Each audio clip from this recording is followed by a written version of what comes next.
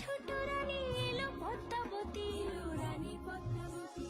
রাজার আরো 6টি রানীর ছিল না সন্তান, পদ্মাবতীর কোলালোতে মিলল সমাধান। বছর যেতে জন্ম নিল 7 ছেলে 1 মেয়ে, হয় খুশির আকাশ হঠাৎ কালো মেঘে গেল ছেয়ে। হিংসেতে যায় জ্বলে পুড়ে বাকি 6টি রানী, যুক্তি করে ঘটায় ওরা 7 কুমারের হানি।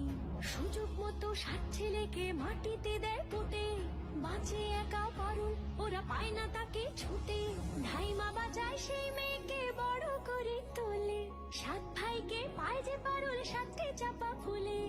এত কিছুর পরেও রাজার বিপদ যে কাটে না, সূর্য নগরে সুখের সূর্য আর ওঠে না।